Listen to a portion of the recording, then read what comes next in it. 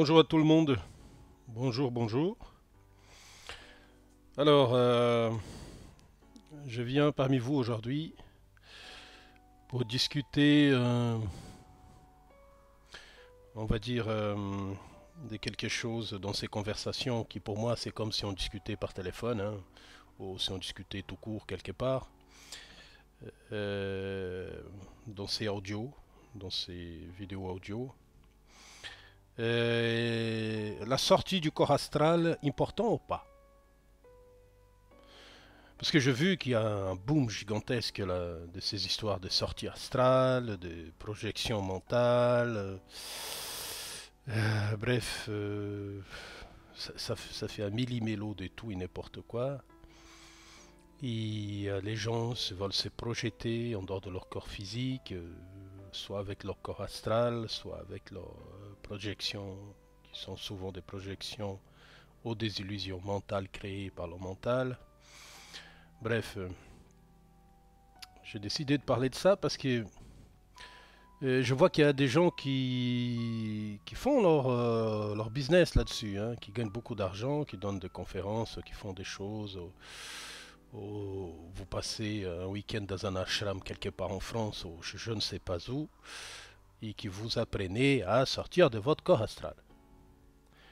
Alors la question que j'ai à vous poser, c'est, personnellement, c'est que moi, vous laissez vos commentaires, hein, n'oubliez pas, hein. La question que je vous pose à vous, c'est quel intérêt, n'est-ce pas, de sortir du corps astral? Parce qu'il y en a des autres. Moi, je sors ce que les gens appellent du corps astral depuis que je suis tout petit.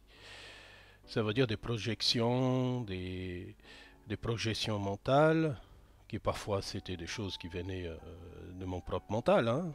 Je ne peux pas nier ça, hein. Mais aussi, parfois, c'était, j'ai projeté mon mental quelque part avec quelqu'un d'autre que je n'ai jamais su qui c'était. D'accord? Mais aussi, il y avait des sorties du corps astral qui s'est mis, on va dire, au fur et à mesure des années, parce que bientôt je vais faire 47 ans, il y a eu une évolution là-dessus. Ça a commencé d'une façon, et là, aujourd'hui, il y a bientôt 47 ans, en fait, il y a une sorte de, on va dire, de maturité à ce niveau-là. Et je peux même vous dire que cette sortie du corps astral que j'ai fait pendant toutes ces années, en fait, c'est fait naturellement, parce que je ne savais même pas que ça existait, cette chose-là, sortir du corps astral. J'ai appris ça quand je suis venu vivre en Europe, que j'ai commencé à lire des choses et à voir des choses, parce que je faisais tout ça naturellement, en fait. Naturellement. Et nous faisons tous naturellement, hein. Sauf qu'il y a certains qui se souviennent. Et c'est mon cas. Et est-ce que je me souviens de tout? Non. Si je disais ça, c'est un mensonge. Je me souviens de certaines choses que j'ai fait dans mes sorties astrales. Je me souviens même de certaines conversations. Pourquoi je vous dis ça? Parce que je vois la quantité de personnes qui sont dans ces trucs-là, qui vont vers ces choses-là, en fait, qui n'ont aucune connaissance de ce que nous appelons spirituel sur Terre, qui n'ont aucune connaissance d'eux-mêmes, qui n'ont aucune connaissance de rien, qui font ça parce que, bref, soit ils sont malheureux dans leur vie personnelle, soit parce qu'ils ont cherché toute une vie, ils n'ont jamais rien trouvé, et ils pensent qu'en trouvant une sortie du corps astral, voilà, ma vie est résolue. Alors qu'ils se trompent, hein. Ils se trompent profondément parce que l'objectif de tout être, ou de tout esprit, on va dire comme ça, c'est de vivre une expérience sous la matière. Je ne dis pas qu'il n'y aura que ça, non. Parce que si je disais ça, c'était un mensonge. Encore un autre mensonge de ma part si je disais que ça. Non. Il y a, ça veut dire, des objectifs. Des objectifs des expériences. Une sorte d'expérienceur. Ça veut dire que vous faites des expériences dans plusieurs sortes de choses pour, ça veut dire, enrichir ce que nous appelons modestement l'esprit. Ou parfois même, ça veut dire nous accumulons ça dans notre âme et dans on va dire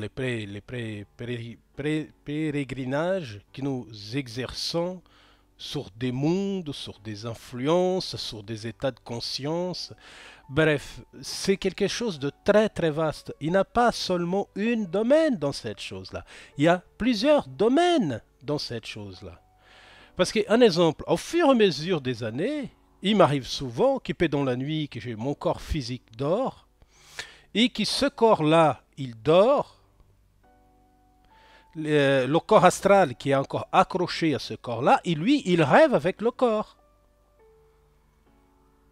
Et l'esprit, comme il est réveillé, c'est en tout cas modestement mon cas depuis quelque temps, j'observe assez tranquillement mon corps astral, ou, on va dire comme ça, pour ceux qui ne sont pas croyants dans cette chose-là, le subconscient, il est là en train de rêver. Moi, je suis en train d'observer ces rêves, tranquillement. Mais je peux vous dire tranquillement. Et je me réveille le matin, j'ai la pêche, je suis en forme, mais en pleine forme physique. Et mon esprit n'est pas du tout fatigué. C'est pour ça que je vous explique tout ça, et je vous avertis ces histoires, parce que ceux qui font ça n'expliquent pas à les personnes, c'est pour faire une balade dans l'astral, il faut que vous vous connaissiez vachement, quoi. Et quand je dis vachement, il faut que vous ayez une connaissance spirituelle de qui vous êtes profonde. Parce que la majorité des personnes qui font ces choses-là, qui vont dans les régions du astral, généralement les humains vont tous, la majorité, dans ce que les gens appellent, sur Terre ou en France, on va dire comme ça, dans la culture ésotérique française, le bas astral. Ça veut dire que vous allez tomber dans des lieux qui parfois il y a des gens en train de forniquer, il y a des gens en train de tuer, il y a en train des gens de massacrer, il y a des rêveurs qui sont là en train de créer leurs propres rêves alors que leur corps il dort. Bref, il y a de tas de choses dans le plan astral. Des tas de choses, des entités errantes, des entités élémentaires, des entités élémentaires, des coquilles vides aussi. Qui ont été libérées à la fin de la 12e, ce que nous appelons la 12e mort, ou ce que certains appellent la libération de la chrysalide, ou de la 12e chrysalide. Il y a tas de noms, nous ne connaissons rien. Tout ça, ce ne sont que des choses que nous ne savons pas appréhender avec notre perception humaine. Alors moi, ce que je fais, ça veut dire, j'ai dit à les personnes, mes sorties, mes balades, les choses que j'ai fait, en fait, ce sont des choses que j'ai fait, ça veut dire naturellement. Je n'ai jamais fait aucun cours et je n'ai jamais côtoyé personne pour m'apprendre à faire quoi que ce soit à ce niveau-là. Vous devez plutôt vous poser la question, si vous ne faites pas, c'est parce que peut-être vous n'êtes pas prêt, tout simplement. Ah, pourquoi tu dis ça, Carlos, que nous ne sommes pas prêts? Non. Parce qu'en fait, le truc dans cette histoire-là, on va dire la petite pierre cachée, la petite pierre philosophale cachée dans cette histoire-là, ça veut dire c'est par la connaissance de soi que nous pouvons explorer toutes les limites de notre perception. Et au-delà de cette limite de cette perception, nous rentrons dans un domaine, ça veut dire que ce n'est plus celle ni de la forme ni de la pensée. Et certains d'entre nous peuvent les accéder, même en étant sourds, on va dire emprisonnés momentanément, on va dire dans un très beau lieu. Ça veut dire que c'est le corps humain, un corps humain dans la matière. Alors le problème de ce que nous avons, c'est ce qui me chagrine un peu et qui me fait beaucoup réfléchir à ce niveau-là. Comment certaines personnes sur Terre sont capables de faire du blé avec tout et n'importe quoi, raconter des choses qui sont inexactes. L'exploration du plan astral, ça marche seulement quand vous avez conscience de qui vous êtes. Sinon, vous serez encore quelqu'un qui dort dans le plan astral et qui vous serez embêté par des entités, soit humaines, tout à fait humaines, qui sont totalement conscients dans l'au-delà, qui profitent de votre naïveté. C'est la même chose que sur Terre. Quand vous êtes trop naïf sur Terre, qu'est-ce qu'il se passe? Sauf si vous êtes réellement, on va dire, dans une sorte de perception que vous êtes réellement bon dans votre nature et vous savez que les gens vont vous blesser avec ça et vous les pardonnez et vous pardonnez vous-même. Ça veut dire que vous vivez une expérience à ce niveau-là. Mais vous devez comprendre, c'est que si vous sortez dans le plan astral, si vous n'êtes pas conscient de qui vous êtes, vous serez happé. des faux maîtres, des faux prophètes, la même chose qui sur Terre. C'est pour ça que je dis souvent que le plan astral et le plan terrestre, c'est la même chose. Ce sont deux mondes qui se touchent énormément. Ça veut dire sur Terre, il y a plein de prophètes, plein de connaisseurs, plein de ceci qui disent ceci, cela, mais ils ne savent rien. La majorité, ils ont lu dans des bouquins et ensuite ils vous transmettent en disant que c'est la vérité. Mais non, c'est pas vrai. L'expérience dans les plans supérieurs aux nôtres, si on peut appeler ça comme ça encore, hein, parce que moi je ne sais pas réellement. Est-ce que le plan astral est un plan supérieur à celui de la Terre? Si c'est parce que juste nous, ils sont dans une matière beaucoup plus subtile. Parce qu'ici, nous sommes dans quelque chose de lourd. Et de l'autre côté, nous sommes dans une subtilité. C'est juste ça. Parce que la perception dualiste, elle reste la même. Et les êtres qui sont dans ce côté-là, il y a à boire et à manger. Oui, mais est-ce qu'il y a des cités astrales et tout ça? Écoute, par rapport à mes perceptions, parce que j'ai vu quelques-unes, c'est au-delà du bas. Elles vont dans un astral plus... Dans les spiritistes, ça s'explique assez. Dans les livres de Chico Xavier aussi, a beaucoup parlé de ça. C'est à peu près ça. Ça veut dire dans l'astral un peu plus léger. On va dire comme ça. Parce que sinon, le reste, après, beaucoup de blabla. Vous voyez? Alors, ce que j'essaie de vous expliquer dans cette conversation-là que nous avons entre nous, c'est la sortie du corps astral est important ou pas? Franchement, non. Ce n'est pas quelque chose... en fait, nous, les esprits, en fait, nous avons un problème, c'est que nous avons du mal à comprendre où nous sommes. Ça veut dire qu'ils ne vivent pas l'expérience terrestre comme elle doit l'être. Ça veut dire vivre une sexualité épanouie, une vie amoureuse épanouie, une vie paternelle épanouie, une vie maternelle épanouie, une vie de grand-père, de grand-mère épanouie, une vie, on va dire, dans notre travail quotidien, ça veut dire épanouie. Si c'est pas épanoui, ça ne marche pas, c'est pas bon, c'est la souffrance, c'est la maladie, c'est le stress, c'est la mort prématurée. Bref, le problème de nous, les esprits, dans la matière, c'est que quand nous sommes ici, nous n'avons qu'une envie, c'est d'aller de l'autre côté. Et quand nous sommes de l'autre côté, parce que j'ai déjà eu aussi, ils n'ont qu'une envie, c'est de venir ici. Vous voyez les schizophrénies de l'esprit? Ça veut dire quand il est dans la matière, il ne sait pas profiter de la matière. Pour lui, tout est mauvais. Alors que non, il y a certaines choses qui c'est vachement bon. Je ne dis pas que certaines choses que nous faisons sur Terre doivent être corrigées, parce qu'en fait, c'est une question de perception, c'est évident. Mais d'autres choses, c'est vachement important. Gagner sa vie, honnêtement, travailler, et à vous usufruire de ce bien que vous avez accumulé par votre travail, qui est tout à fait honnête, c'est magnifique. C'est notre objectif à tous. Il n'y a aucun problème là-dessus. Il faut qu'on soit d'accord à ce niveau-là. Après, faites attention. Parce que dans cette chose que nous vivons sur Terre, il y a d'autres qui viennent avec des perceptions qui sont tout à fait erronées. Ça veut dire viennent avec des choses par rapport à des croyances religieuses, à des perceptions dogmatiques, aux philosophiques, qui sont totalement erronées à le mettre en place dans un monde matériel. Ça veut dire que ce qui nous resterait dans ce monde matériel que nous vivons, ça serait simplement d'être heureux, d'aimer la vie, de partager des moments et de s'épanouir autant qu'entité qui vit une expérience corps et esprit nous faisant qu'un dans la matière. Et tout abus, ça devient obsessionnel, et toute obsession, quelle qu'elle soit, est mauvaise pour l'être qui est dans le corps, et qui est le corps dans la matière. Parce que ça va abréger son expérience, et ne va pas conclure le tract, on va dire l'accord qu'il a fait avec lui-même. Alors la question que nous devons se poser réellement, je vous explique ça, mais avec une certaine maturité spirituelle. Dans quel sens? Modestement, bien évidemment. Parce que je peux me tromper. Je ne suis pas un être infaillible. Mais la sortie du corps astral, ce n'est pas quelque chose réellement d'important dans votre existence. Vous devez vivre la matière. Vous devez aimer la vie. Être heureux d'être là. Passer un moment agréable dans votre existence.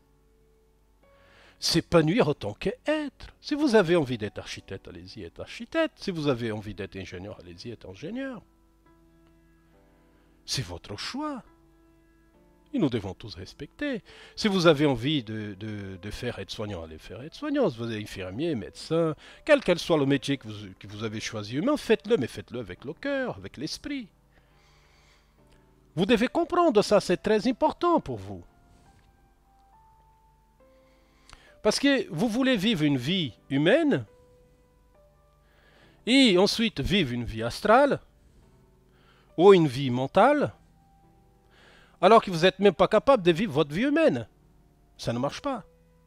C'est incohérent et ça va vous amener énormément de problèmes. Alors, ce que j'ai essayé de vous dire dans cette conversation que nous avons là, hein, en toute confidentialité entre nous, c'est de vous dire une chose très simple. Arrêtez de croire à tous ces bobards que les gens racontent, quoi.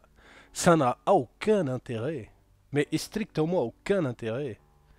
Si vous avez envie d'étudier les spiritualités, commencez par la chose la plus simple, priez. Priez, vous êtes obligé de payer personne. Priez. Si vous avez une croyance humaine, quelle qu'elle soit, faites-la avec le cœur. Si vous êtes catholique, vous avez de faire le Je vous salue Marie, pleine de grâce, la prière de la Vierge Marie. Oh, si vous avez envie de faire Notre Père, c'est pareil. Faites-le avec le cœur. Si vous êtes musulman, si vous faites vos 5 prières par jour, faites-la avec le cœur. Sans jugement contre personne, acceptant la différence de tous, par l'amour d'Allah, par l'amour du Créateur, par l'amour de Dieu, la même chose pour les chrétiens, par l'amour du Christ. Ou pour les bouddhistes, la même chose, par la foi dans le maître Siddhartha Gautama. La foi et son amour. C'est ça la réelle spiritualité. Vivons sur terre. Ce n'est pas dans des trucs paranormaux, dans des trucs qui sont, on va dire, étranges, machin, où ils existent, je ne peux pas les nier, c'est vrai. Parce que moi, je vois, il y a comme deux mondes qui se touchent, qui se flottent et qui se touchent. Hein. De temps en temps, chez moi, il y a deux mondes qui se touchent. Ça se fait automatiquement. Je n'ai jamais rien demandé. Mais moi, au fur et à mesure des années, que je pense que c'était quelque chose voulu par mon propre esprit, hein, au-delà, parce que là, qui vous parle, c'est la partie plus faible de moi-même, c'est celle du corps. Alors, je travaille en permanence parce que je sais que cette partie-là, la partie humaine extérieure, c'est la plus faible de mon être. Et elle a besoin d'être cadrée, elle a besoin d'être, on va dire, développée, elle a besoin d'être plus ouverte.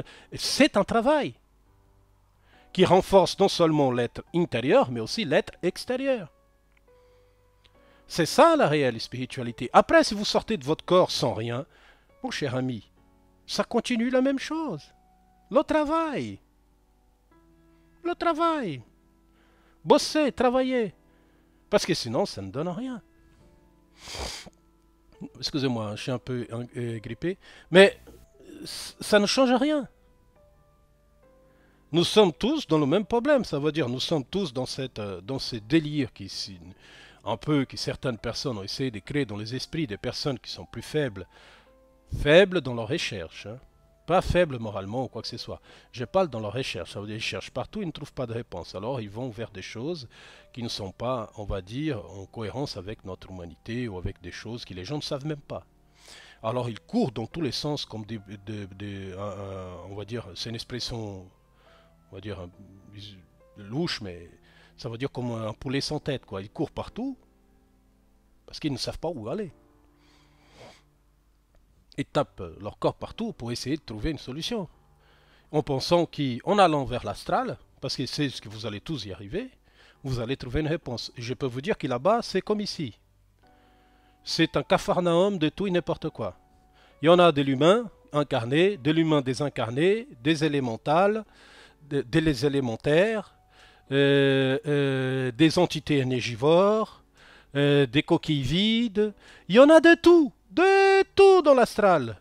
Vous montez un peu plus haut, ben vous trouverez quelque chose d'un peu plus cohérent avec la perception humaine, avec des lieux qui sont faits pour rassembler des êtres qui sont très perdus, qui attendent de soit descendre, soit monter, bref, quel qu'elle soit le truc. Nous ne savons pas grand-chose là-dessus. Oui, c'est vrai. Mais pour comprendre cette chose-là, il faut faire attention. Parce que si vous allez dans des régions très profondes, et en plus, ça, je parle de l'astral, ceux qui on peut, on va dire, passer assez facilement, on va dire, c'est pas extrêmement difficile.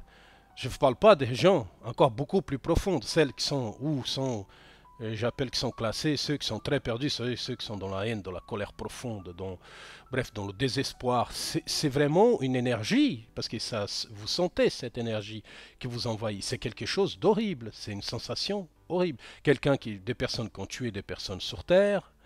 Et je ne parle pas même des vallées plus profondes, que j'appelle la vallée des personnes qui se suicident, ou des suicides conscients. Alcool, drogue, tout, cigarettes, toutes ces choses-là. Nourriture, bref, trop de nourriture, des déséquilibres de tout type, c'est un suicide inconscient. Et des personnes qui se suicident consciemment par des tas de choses que vous savez très bien, il y en a aussi. Mais cela, vous ne allez même pas. Bref, je peux vous dire, l'astral, il y en a de tout. Mais les personnes qui essayent de vous persuader que vous pouvez faire ça, ils vous mentent. Ils vous montrent. La majorité des personnes font des projections mentales. Hein. Ils ont déjà vu le lieu quelquefois, soit ils ont passé devant, soit ils ont été, ou ils ont même vu en photo. Et ça, c'est sauvegardé dans son âme, ça veut dire sauvegardé dans son subconscient, que les humains appellent le subconscient. Voilà quoi. Alors il faut arrêter. Hein. C'est très fatigant. Cette façon qu'ils essayent de manipuler des gens à soustraire leurs petits moyens, ou même s'ils ont des grands moyens, ça n'a aucune différence. Alors que c'est très compliqué. Hein. Je pense que les amis devaient réfléchir à ça. Hein. Ne pas tomber dans ces pièges-là. La sortie du corps astral n'a vraiment, quand je dis vraiment, aucune importance. Il y a que certains êtres sur Terre qui ont un travail à faire sur eux-mêmes, un travail d'évolution spirituelle, ils ont besoin, un exemple, de faire un travail sur leur corps de désir, leur corps passionnel, leur corps sentimental, ce que nous appelons le corps astral, ça veut dire tous ces tamarras, des choses qui sont très liées à l'animalité de l'être, ça veut dire le corps astral, c'est un corps animal, c'est l'âme du corps humain. Les gens, ne tombez pas dans ces pièges-là, les amis. Vous serez très déçus et parfois même très manipulés à ce niveau-là, non seulement par l'humain, mais aussi par des choses qui ne sont pas humaines. Alors je vous conseille de vous réfléchir, et je vous conseille de réfléchir à tout ça, de prendre conscience de ce qui se passe, et faire un réel travail, ça veut dire un travail d'étude livresque, parce que beaucoup de gens sont dans le mental, sont dans l'intellect. Un travail de méditation, que c'est très important, un travail de la centralisation du mental. Et ensuite, après, ça veut dire un travail de la prière et aussi la mise en pratique de toutes ces techniques que vous avez apprises, que vous faites tous les jours, dans la vie quotidienne de tous les jours, dans le contact avec l'autre.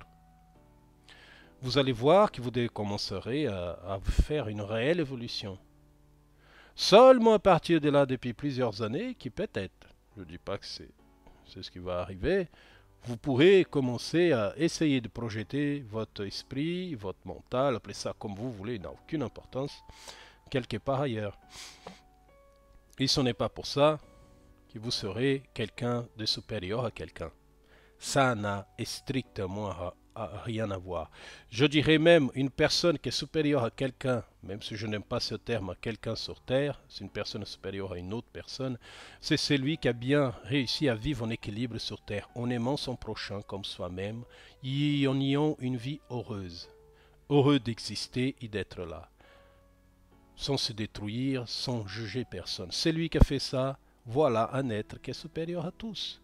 Il a compris ce qui est l'existence. Dans chaque plan où il est heureux d'être là. C'est pas plus simple que ça. Ok? Allez, je vous embrasse. Je vous fais un gros bisou à tout le monde. Hein. J'espère que tout le monde aille bien. Et à bientôt. Hein. On va se voir bientôt. Allez, bye bye.